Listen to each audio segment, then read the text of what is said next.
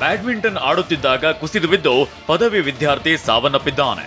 ಮಂಗಳೂರಿನ ಫಳ್ನೀರ್ ಬಳಿ ಅತ್ತಾವರದ ivory tower ನಿವಾಸಿ ಅಹಮದ್ ಶರೀಫ್ ಮೃತಪಟ್ಟಿದ್ದಾನೆ.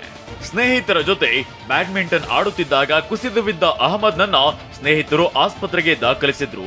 ಅಷ್ಟರಲ್ಲಿ ಪ್ರಾಣ ಬಿಟ್ಟಿದ್ದ.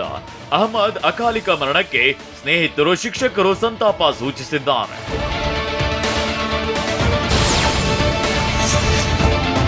ಬಿಎಂಟಿಸಿ ಲೇನ್ ಚೆಕಿಂಗ್ ಅಧಿಕಾರಿಗಳಿಗೆ ಪ್ರಯಾಣಿಕರು ತರಾಟೆಗೆ ತೆಗೆದುಕೊಂಡಿದ್ದಾರೆ. ಬೆಂಗಳೂರಿನ ಮೆಜೆಸ್ಟಿಕ್ನಿಂದ ನೆಲಮಂಗಲದ ಅರಿಶಿನಕುಂಟೆಯ ಕಡೆ ಬಸ್ ತೆರಳುತ್ತಿತ್ತು. ಈ ವೇಳೆ ಚೆಕಿಂಗ್ ಪಾಯಿಂಟ್ ಅಲ್ಲದೆ ಸ್ಟೇಜ್ ಬರೋಕ್ಕೂ ಮೊದಲೇ ಲೇನ್ ಚೆಕಿಂಗ್ ಅಧಿಕಾರಿಗಳು ಬಸ್ ಹತ್ತಿ ಕಂಡಕ್ಟರ್ಗೆ ಸುಖಾಸುಮ್ಮನೆ ಕಿರುಕುಳ ಹಾಗೂ ದಂಡ ವಿಧಿಸಲು ಬಂದಿದ್ರು.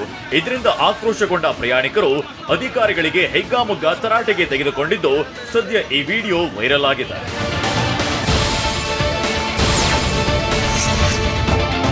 ಶಿವಮೊಗ್ಗ ಮಹಾನಗರ ಪಾಲಿಕೆ ಅಕೌಂಟ್ ಮ್ಯಾನೇಜರ್ ಸಿದ್ದೇಶ್ ಲಂಚ ಪಡೆಯುವ ವೇಳೆ ಲೋಕಾಯುಕ್ತ ಬಲೆಗೆ ಬಿದ್ದಿದ್ದಾರೆ.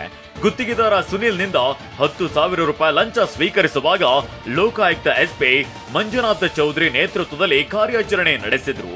ಲಂಚಕೋರ ಅಕೌಂಟ್ ಮ್ಯಾನೇಜರ್ ಸಿದ್ದೇಶ್ ವಶಕ್ಕೆ ಪಡೆದು ವಿಚಾರಣೆ ನಡೆಸಿದ್ದಾರೆ.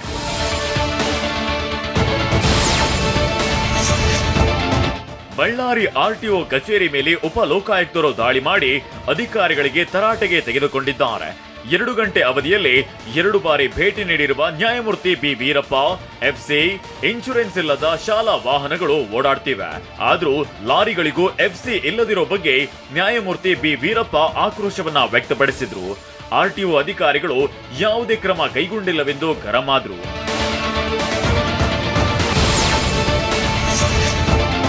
ಸಿಎಂ ಗೃಹ ಕಚೇರಿ ಕೃಷ್ಣಾದಲ್ಲಿ ಶರಣಾಗಿದ್ದ 6 ನಕ್ಸಲರನ್ನ ಪೊಲೀಸರ ವಶಕ್ಕೆ ಎನ್ಐಎ ಕೋರ್ಟ್ ನೀಡಿದೆ. ಜನವರಿ 23ರವರೆಗೆ ಪೊಲೀಸ್ ಕಸ್ಟಡಿಗೆ ನೀಡಿದ್ದು, ನಕ್ಸಲರ ವಿಚಾರಣೆ ನಡೆಸಲಿರುವ ಚಿಕ್ಕಮಗಳೂರು ಜಿಲ್ಲಾ ಪೊಲೀಸರು ಜೈಲಿನಲ್ಲಿ ವಶಕ್ಕೆ ಪಡೆದು ಕರೆತಂದಿದ್ದಾರೆ. ಶರಣಾಗತಿಯಾಗಿದ್ದ ಮುಂಡಗಾರು ಲತಾ, ಜಯಣ್ಣ, ಸುಂದರಿ, ವನಜಾಕ್ಷಿ, ಜೀಶಾ, ವಸಂತ್ ಚಿಕ್ಕಮಗಳೂರಿಗೆ ತಲುಪಿದ್ದಾರೆ. ಇಂದು ಇಡೀ ದಿನ ಚಿಕ್ಕಮಗಳೂರು ಎಸ್ಪಿ ನೇತೃತ್ವದಲ್ಲಿ ತನಿಖೆ ನಡೆಯಲಿದೆ.